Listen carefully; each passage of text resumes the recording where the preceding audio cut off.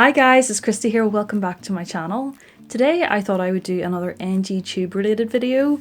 I thought I would show you how I DIY'd my own NG tube bag. I basically did this because the NG tube backpack that I was provided by the hospital is quite bulky, it's not very nice looking. I was wearing my NG tube into work and I wanted something that was a little more elegant, a little more fashionable. So I DIY'd my own bag that I bought from a store called New Look. It's just a fashion store over here in the UK, and I modified it so that it would be able to hold my NG tube in a safe manner, and also meant that I could sort of wear it into work and sort of change up my look as I wanted to. So I thought today I would just run you through how I chose my bag, because there was certain things I needed to take into account when I was choosing the bag, and also how I modified the bag in order to hold my NG tube safely.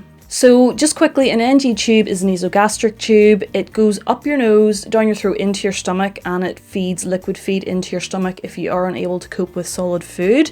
I use the NG tube because I have Crohn's disease. Before we jump into the video, don't forget to subscribe to my channel and hit the little notification bell so you get a notification every time I upload. And as always, leave me a comment down below with any video suggestions you have. I love making videos that you like to see, so any comments, please leave them down below. So let's just jump right into the video. So the first thing I'll show you is the NG tube backpack that I was provided from the hospital.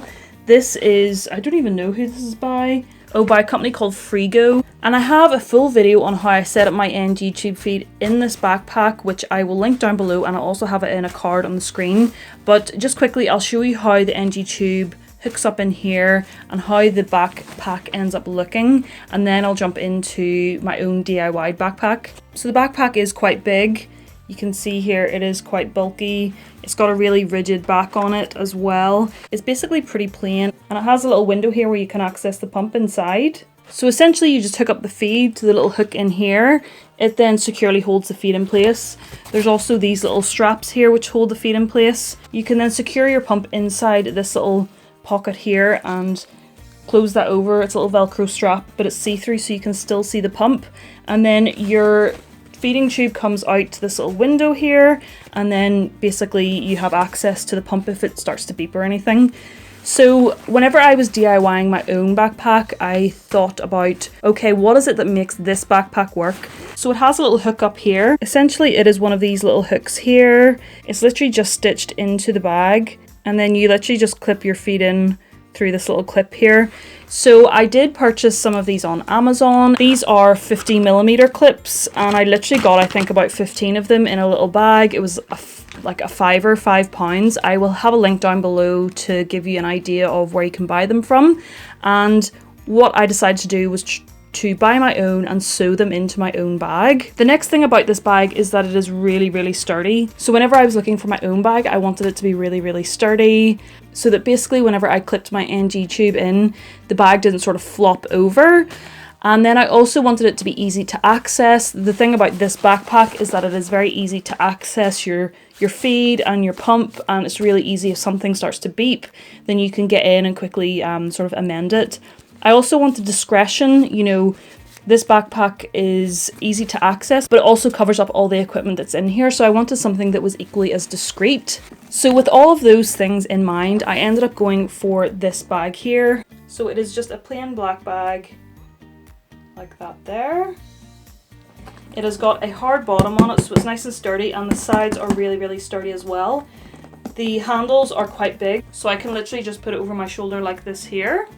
What I ended up doing was, on the inside, my plan was always to sew in the clip, but I ended up just using paper clips because I'm so lazy. So in here you can see I've just paper clipped in the little clip here, and that is where I clip up my feed. I needed the bag to be long enough so that whenever I clipped in the feed just at the top, the bottom of the feed didn't hit the bottom of the bag, because essentially if the bottom of this feed hits the bottom of the bag, it will kink the tube, and then your pump will start to beep all the time and say that there's an obstruction in the tubing. So I'm just going to go ahead and clip that in. So there we go there. Then essentially I just let that hang down in the bag. I then put my pump in at the bottom as well. And so the bag is quite open at the top, so I can easily get in. If the pump beeps for some reason, it's low on battery, or it's beeping for some other reason, I can easily get in there to see what is going on.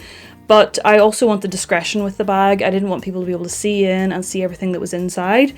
So essentially what I did was I sewed in this little piece of cloth. So my clip is just here, and then I sewed in a piece of cloth here. It is literally just a square piece of fabric, and this is actually fabric that you clean glasses with. And I just sewed it in along the top of the bag, so literally just along here. And what that means is that I can just sort of fling that on over the feed, and so you can't see mostly what's going on down there. You would have to look really deep into the bag to be able to see the pump, which is sitting at the bottom. And then it's quite good because the top is quite free.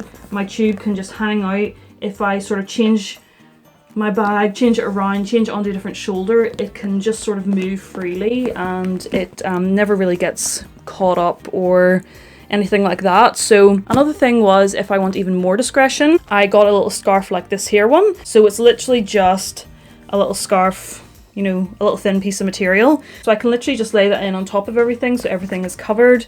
And then that is my backpack all sorted. So the main points are, if you are choosing to DIY your own bag, make sure it's really, really sturdy. If you choose something that's quite floppy, as soon as you sew in the clip and then clip in your feed, if it's too floppy, it will all just cave in. So you want to have something that's quite sturdy that can support the weight of the NG tube feed. You also want to make sure the bag is deep enough so that your feed does not hit the bottom of the bag and then your tube gets obstructed.